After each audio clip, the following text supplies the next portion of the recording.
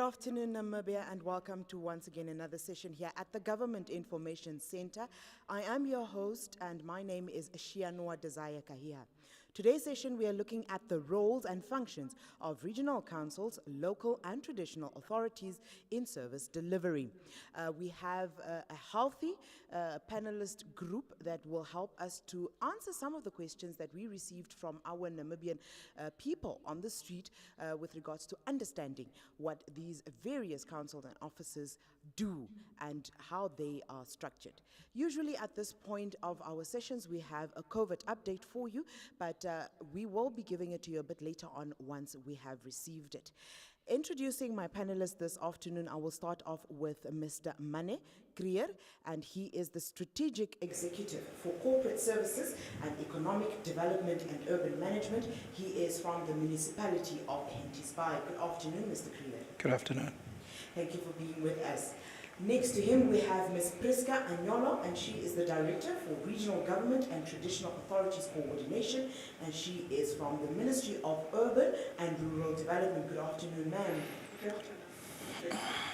We also have Mr. Clement Mafwila, and he is the Chief Regional Officer with the Commerce Regional Council. Good afternoon, sir. Afternoon. Telephonically, we are also joined by somebody from a traditional authority, and that is Honorable Alpius Kamwi, and he is the Gambela, or in English, the second chief in command for the Masuvia Traditional Authority. Good afternoon, sir. Okay, I'm sure our technical team will be getting him back on the show with us in a short while, but while we wait for that, we continue with our session. Ms. Anyolo, we kick off with you. We want to understand, with regards to the various governments, the Namibian Constitution allowed for the establishment of 3 levels of government, one being the central government, the second being the regional government, and the third being the local government.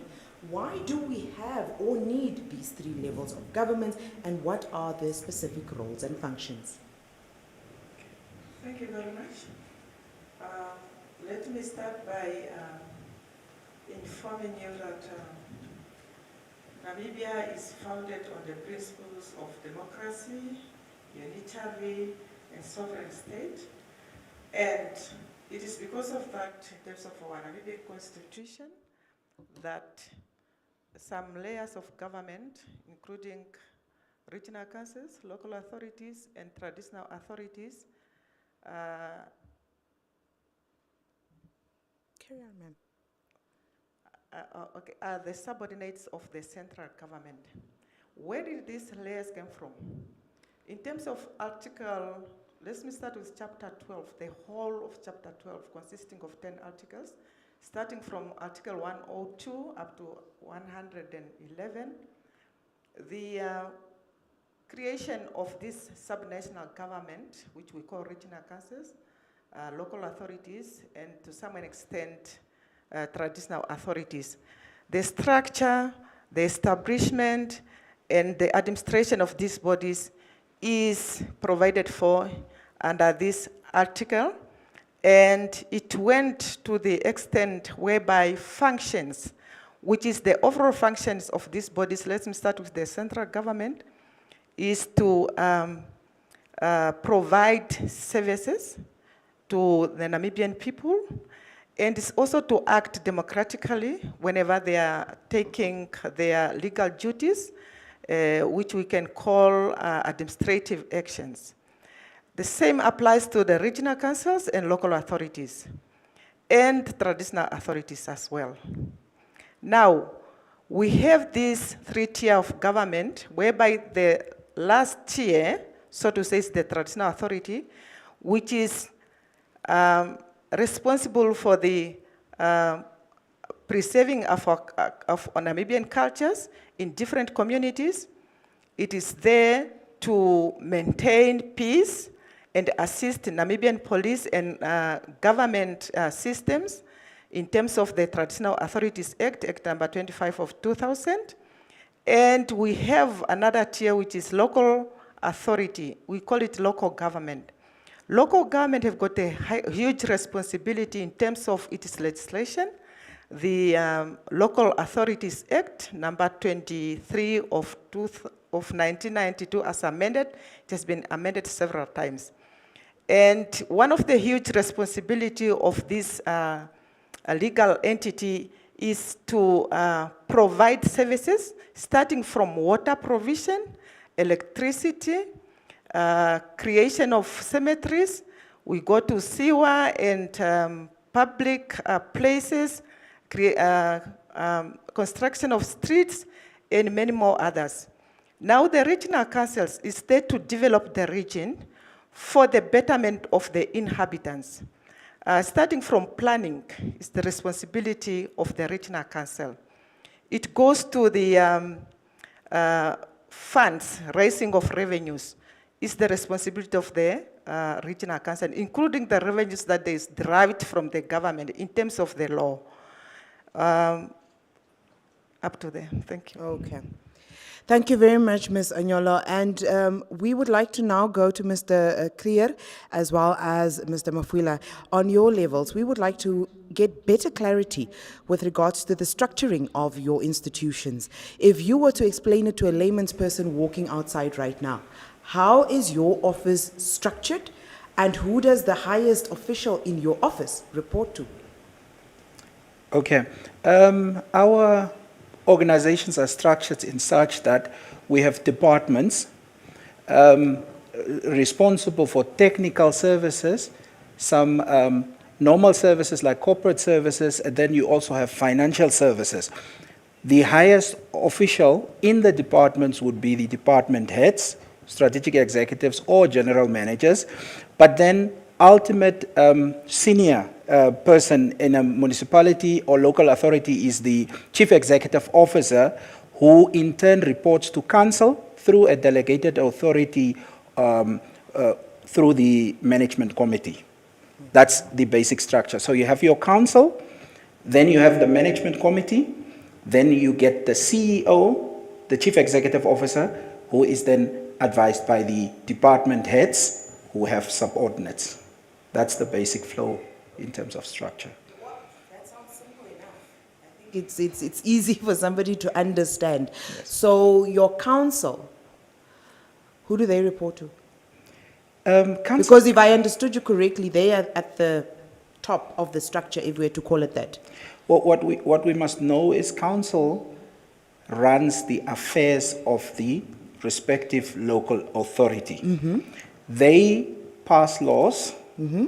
bylaws, yeah. to make the area conducive for people to live, yeah. for roads to exist. Yeah. So council basically accounts to the mayor, who's the head of chairperson of the council, but then there are certain legal instruments guiding, like the mm-hmm. Local Authority Act 23 of 1992 as amended, yeah. that there are, like for the budgetary allocations and to adhere to the budget, yes. the budget is approved by the Minister of Urban and Rural Development. Okay. But we should know that it's a statute, council is a statute created, yes. and that they have to account. So there are a few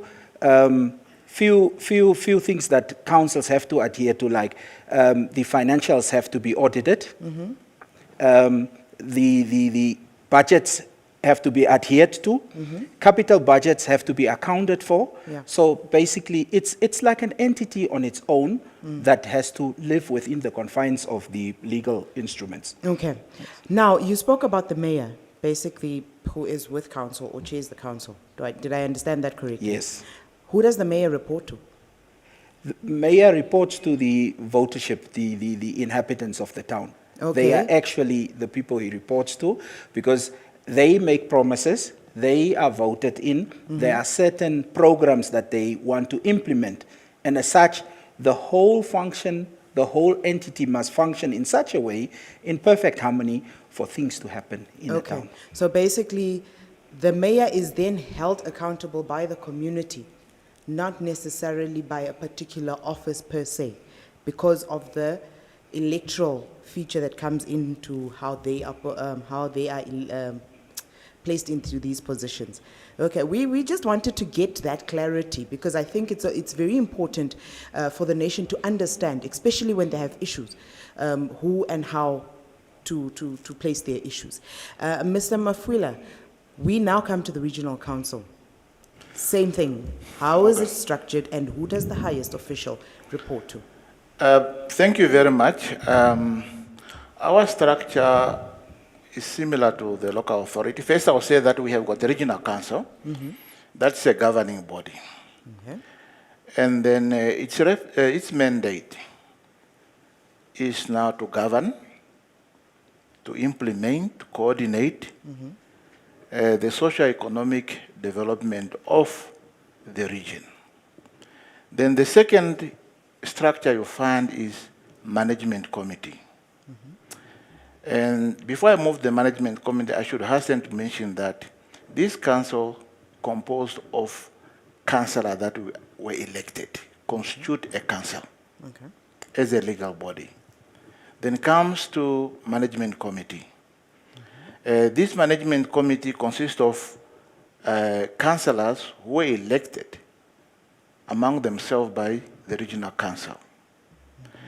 And this council management committee is chaired by a chairperson of the management committee.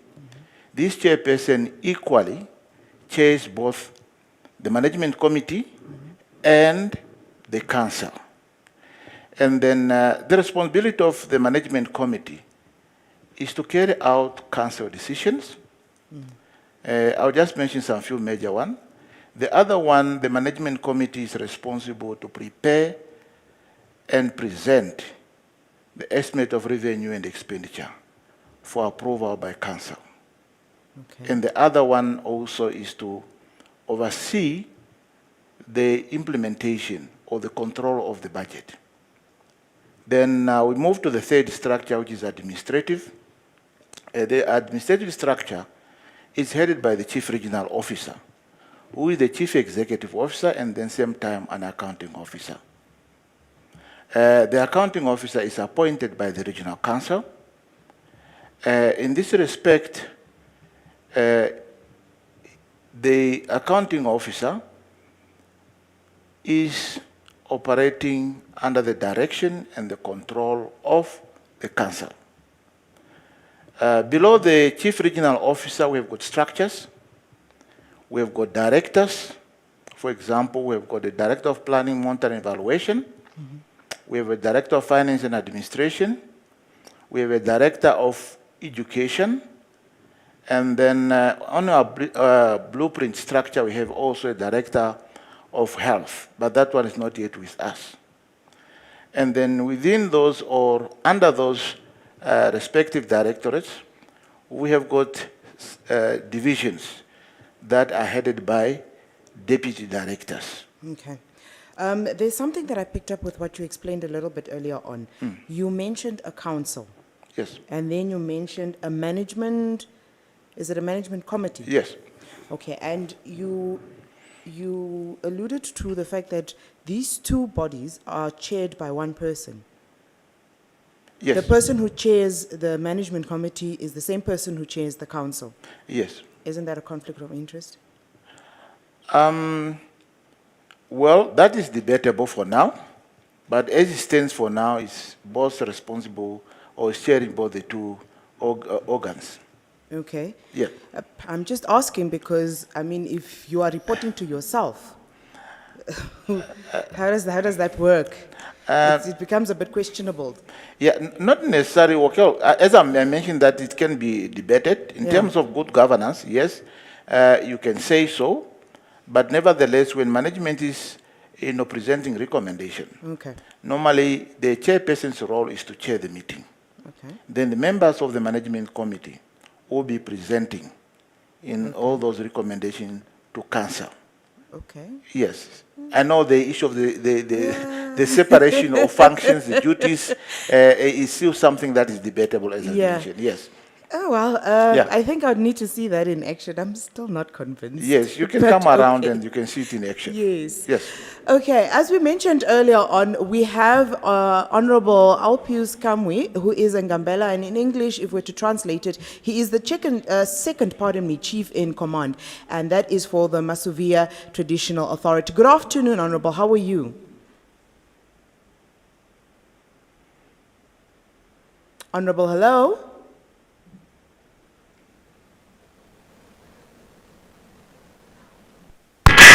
Good afternoon, how are you?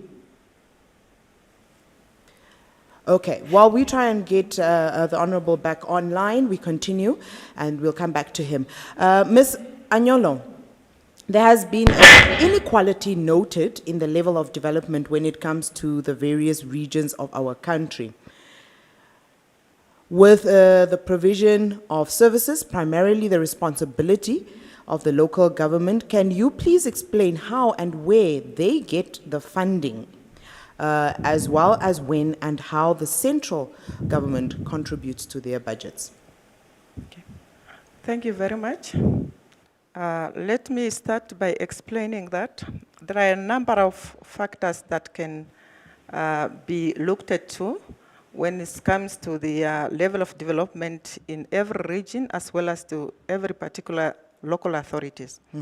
Let me say that we have got 14 regional councils, and in terms of the constitution, the number of constituencies are being governed by the constitution to set not less than or fewer than 6 constituencies in the region and not more than 12. So far we have got bigger regional councils, and we are referring to the size of the population.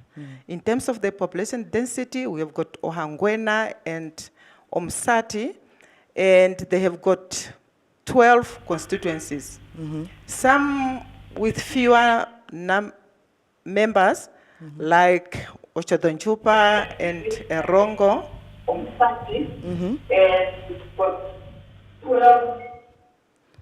Continue, ma'am.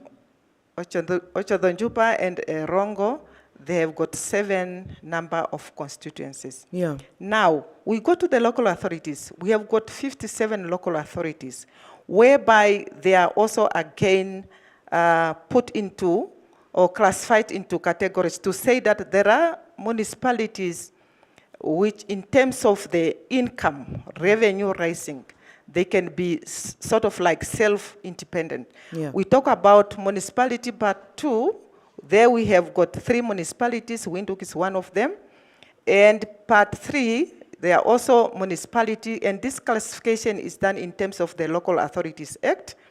There are 10, and then 26 are town councils, and the last level, which is the village council, is having 18 village councils. Okay. Now, when it comes to the, where do they get their money? They got money through the government in 2 manners.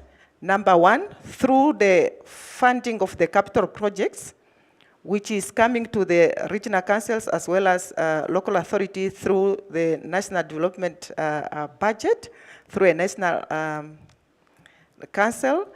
And we also provide them in terms of the law. It's a requirement that through their recurrent budget, we also budget for local authorities to give them subsidies in order to subsidize what they cannot afford from their revenue collection.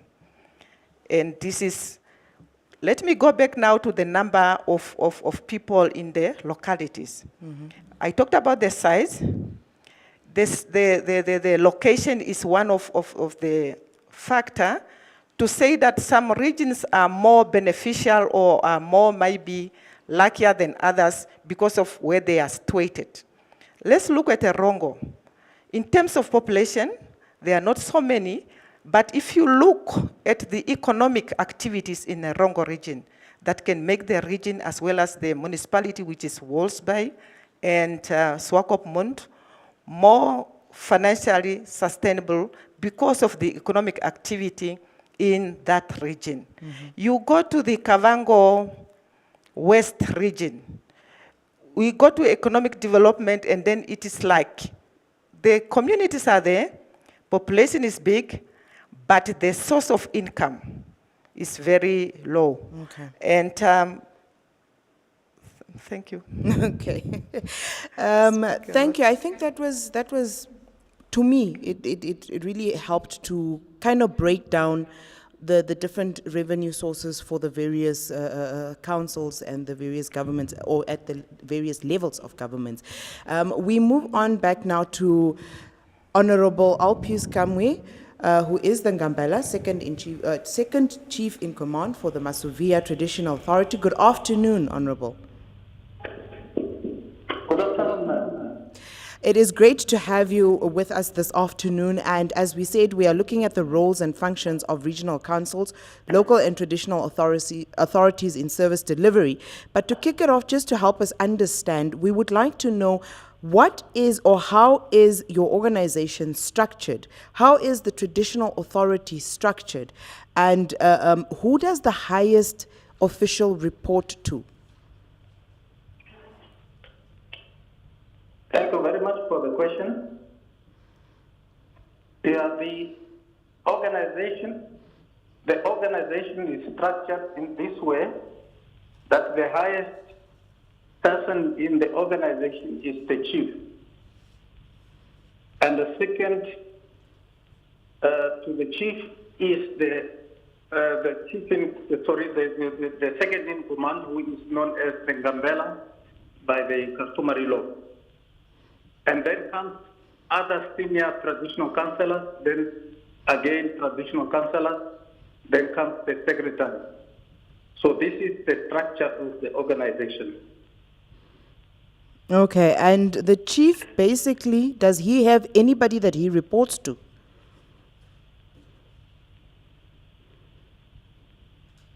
That section is not good. No, I'll repeat that question again. The chief, does he have anybody he reports to? Unfortunately, I don't hear you. Say it once again. Who holds the chief accountable? Who holds the chief accountable? Yes. Yeah, the chief has to report to the traditional council, to the leader, to the council's traditional leaders. Okay, so the chief Yeah. is basically held accountable by the traditional council itself. Yes, then the council's traditional leaders will also report to the president. Okay. Yeah. Okay. While we still have you on the line, we would actually like to ask you another question. According to various official documents, an individual who is elected or given a position as a chief or a headman may not hold position or positions of political offices. There has or are reports of cases of these rules not being adhered to. What are the major cited reasons for these occurrences, and how do traditional authorities handle them? Have you had these cases occurring with regards to your jurisdiction as a traditional authority, and how have you handled them? Thank you very much again for another question. Now, those occurrences are there that a person who is holding a position in the traditional setup can also still, take part, say for instance, in the election of the political position. And in that regard, of course, that happens because people don't have information, that's ignorance. They are not informed that once you become a traditional leader, you can also not take, unless during the election you apply for a leave of absence as a traditional leader, a chief or a headman. Taking the length of the election, you are on leave to attend those political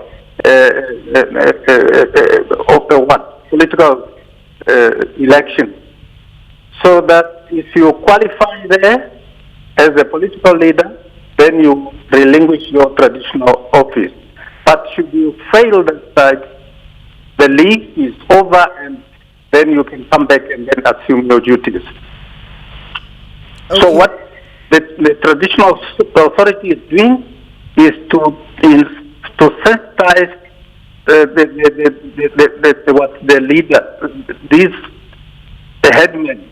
Otherwise, the chiefs, they know. The chiefs always, when they attend their meetings at the Council of Traditional Leaders, they are informed about what to do should a chief intends to take a position or hold a position in a political office. They know. But for the headmen, they don't know. And these are the people that we always call in and then tell them that should you intend to take a position in a political office, you must apply for a leave of absence covering the duration of the election. And once the elections are over and you want to come back, and then you can come back and take your oath. Okay. Yeah. But Honorable, while we still have you on the line, I would just like to understand, when it does occur that this person is holding these two offices, basically, are there any penalties involved? Oh, yeah. Such a thing happened during the previous elections. We could have some headmen, also taking part in the political election in the aim to secure a position there. And then, you see, just because traditional leaders don't get anything, especially headmen, they don't get money. They are not paid, and they just do that for the culture. Okay. Previous election. Okay. We also have one more question for you. One of the major conflicts that traditional authorities are usually faced with is land disputes and also inheritance, especially when you have the breadwinner as the male and they pass away. What are some of the resolutions that have been put in place to try and mitigate this problem by your traditional authority? Land disputes are very common. And what happens when there is a land dispute, or in the first place, the solution or resolution for land dispute will start at the grassroots level, the village. And in the village, there is a headman, and then his helper, her helper. They will try and listen to the case, give some advice, and if they fail, because always the land dispute will involve overlapping, people not respecting the boundaries, and other people trying just to grab land. And in that instance, the village fails, then there is a district, and on the district level, there is also another leader who is supported by other donors. Then that case will be referred to the district, they will listen to it, and if they fail, then it is brought to the headquarters. The headquarters is the primary allocator according to the Land Reform Act number 5 of 2002. And then that dispute, the two disputing parties will sit there, the complainant will lay a complaint, and then the respondent answers. And, that is how we resolve. Then the one who has now transgressed or tried to get into someone's land, then we will be told to retreat or be given a fine. Now for inheritance, inheritance then comes especially when two married couples, one of the married couple now dies. Then, the surviving spouse will take over. And at the same time, if the surviving spouse also passes over, then the first child of the married couple will take over, inherit those whatever the parents get.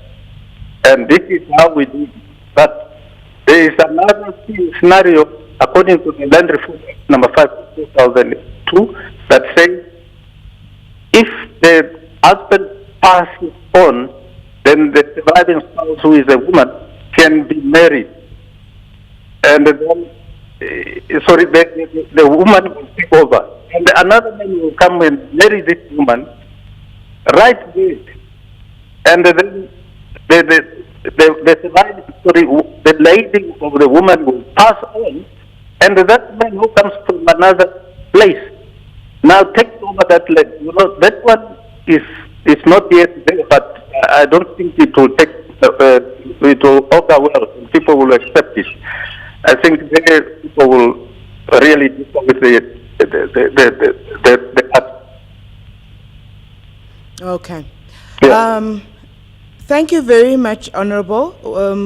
Now we come back to our studio as we continue with this discussion. And Mr. Mofila, you will now have to represent all your counterparts, all the regional councils in this question. According to various documents, again, an individual elected in a constituency or as a constituency representative must reside in that area. Do you find cases where this is not adhered to, and how are such cases handled by the relevant authorities? Thank you very much for that question. To start with, I should mention that the Regional Council Act is very clear on that, especially Section 6, subsection 1, paragraph A and Roman figure number 3, where an individual is elected in that respective constituency. If that person perhaps might have been residing outside the constituency, the law makes provision that within 3 months, the person can be able to relocate to the constituency. Okay. Then now, in terms of the cases that has been reported, yes, we have had cases of that nature.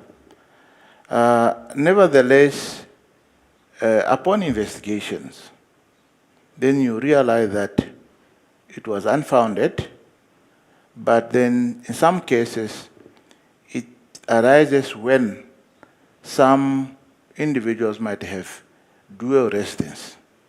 So people have a feeling that perhaps that person is not residing in that constituency. Okay. Then as to the way forward, in case it happens that it's true that person is not residing in the constituency in which she or he was elected, the law is very clear that that councillor will be disqualified as a councillor. Okay. So there are penalties, there are rules in place, Yes, they there are are rules. being followed, and if it does occur, Yeah. these penalties are handed down Yes. heavily. And penalties, look, when we speak about penalties here, we're not necessarily just looking at the monetary penalties, but as in these are the rules, this is the consequences, is what we're referring to. Thank you for that one. Mr. Krier, money is a problem. As the municipality of Henties Bay, how do you source for money, and do you have some form of a leeway in which you tap into, let's say, budgetary provisions from the central government? Okay. It's twofold. Some of the funding comes from the central government through capital projects, and then the rest is the recurrent budget that is raised through your rates and taxes that the residents pay. Okay. Some money is raised in general in local authorities through bylaws, where there are fines for not adhering to regulations. So that's how you raise the funds. So the government, through the National Planning Commission, allocates a certain amount for capital budgets. Now, the capital budgets is to develop the local authority, build roads, maybe services, And then also then you have your strategic partnerships like with the REDs, the regional electricity distribution companies. But then there's also another avenue where you have public-private partnerships. If you can successfully implement it, then you also have joint ventures through which you can then raise the necessary capital or necessary expertise to be able to enhance your function in general. Okay. That is actually a good point that you just brought on, the whole public-private partnership. Now, we also just wanted to follow up on that one. Hentisbay is known to be one of the small municipalities, if I can put it that way. The revenue that you are generating at this point in time, do you think it allows for expansion of the municipality at the rate at which you plan? Well, it's currently very difficult. The revenue that we generate is barely enough to sustain currently the plans of sustainability. Why? This is because there are no employment opportunities in that enclave. Hentisbay Bay is like an enclave. You have basically, you compete with bigger towns, your Wolfish Bays, your Swakops, but then so is any other town. Any other town faces its challenges. If you don't have industries, if you have a difficulty attracting investors, or you have difficulty attracting businesses to establish and create employment opportunities, you will not be able to generate as much from the rates and taxes also. So it's twofold. Your inhabitants need to work in order to pay. They must, it's a give and take, you know. If you don't have that, it's very difficult. Okay. It's understandable, give and take, because that's where you generate the revenue from. Mr. Mafuila, and maybe with the assistance of Ms. Anyolo, starting off with you, sir. Briefly, because we are running out of time. Decentralization, this was introduced a few years back. And it was with the aim of bringing services closer to the people, if I understood this, the mission behind it correctly. Can you give us very shortly what it does actually mean? What are the lines of reporting and supervision, and what it means on the budgets of both line ministry and the regional councils? Okay. Thank you very much. Yes, it's true. We have a Decentralization Enabling Act that make provision for a delegation of functions to regional council. Understandable, so that the main purpose is to improve safe delivery by the regional council, with the ultimate goal of creating value for the citizens. In this regard, as much as the regional council gets that one, we have to understand that world is constantly changing. And then, in that respect, then us as government, we need to be intuitive to realize and respond as new technologies are coming. Also new challenges, social challenges, and then citizen needs emerges. It's again that background that for us as regional council, we have to work as a team to avoid operating in the silos, so that we can add value. And then I should also hasten to mention that the trend in the world have changed in order to deliver public service. In that regard, we are talking about regional government, local authority and traditional authorities should focus in terms of citizen experience. That in itself becomes central.